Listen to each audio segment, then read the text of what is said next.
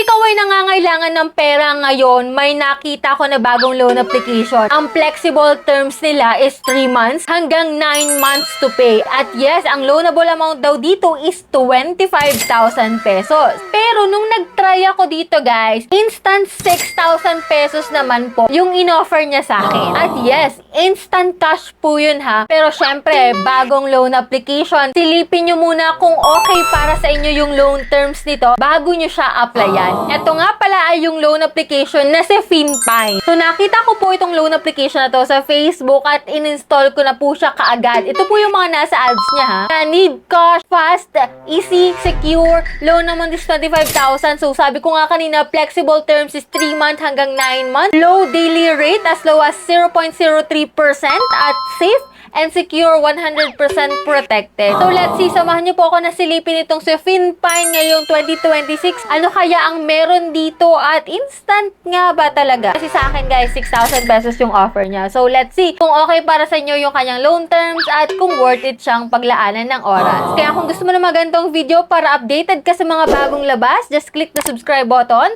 turn on the notification bell and be updated sa aking mga latest uploads. So every week, 5 lucky winners po na nagko-comment sa mga videos ko ang pinipili ko. So, stay connected, stay active lang. Ito nga si Finpine guys is budget and expense. Kung makikita mo may 1,000 ratings na po siya at may 4.3 stars. So, ito po yung mga nasa ads niya. Easily set monthly budgets and manage your finances with confidence. So, parang hindi siya utangan pero let's see pa rin. So, log entries instantly with customizable categories, clearly tagging each income and expense. So, ang daming nakalagay sa kanyang ads. Pero, install ko na po siya para sa inyo ha. So, dito guys, kay Finpine, maximum loan amount is 60,000 pesos. Pero kanina yung nasa ads niya, 25,000 siya. So, let's see kung ano ba taga yung totoo. Click natin yung get credit limit. And dito guys, maglalagin ka using your active mobile number and then may 4-digit verification code na isasend. Click mo yung confirm after no. And dito nga, instant 6,000 po yung offer niya sa akin. Wala pa akong fini-fill upan dito ha. And dito guys, meron siyang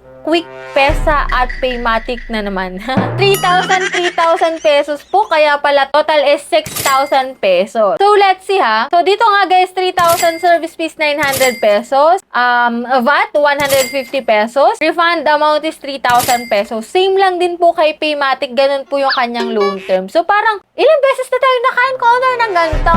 Pero, let's see kung ma-approve tayo ngayon ha. So, yan kung makikita mo, same sila ni Quick Pesa at Paymatic. And yan, nag-submit na po talaga ako ng loan. Under review po yung aking application. And let's see kung ma-approve ako dito or hindi. Kaya for those na kapag-apply na dyan kay Finpine at nakita nyo po to sa Facebook, i-share nyo po dyan sa comment section kung approve kayo or hindi. Magkano yung nautang nyo? 6,000 ba? Or mas malaki pa dyan? So, let me know your opinion na rin about sa application na to dyan sa comment section kung okay or ligwak. So, yan nga guys. Nung binalkan ko po itong si Finpine at ito nga po yung result ng aking application. As you can see guys, rejected. Ilang beses na rin po ako nag-apply dito at nakita nyo naman na wala po akong fill upan. Meaning, nakapag-fill up na ako before. So, hindi ko lang alam kung anong loan application yun. Kasi ang dami na rin talaga ako na-encounter na loan up na same ng gantong loan terms. Kaya talaga, hindi ko na matukoy kung ano yung mga yun, no? Kung ano yung mga yun. At isa lang din talaga yung napapansin ko. Pare-pareho po sila ng loan terms. Iba-iba lang din yung pangalan at naiiba lang din yung kulay, yung mga ads. Yan, ganun. Kaya ingat din kayo sa mga bagong naglalabasan. Hindi porket bago is okay na, maganda na. Silipin muna natin, i-review para makita talaga natin na maganda yung isang application. So,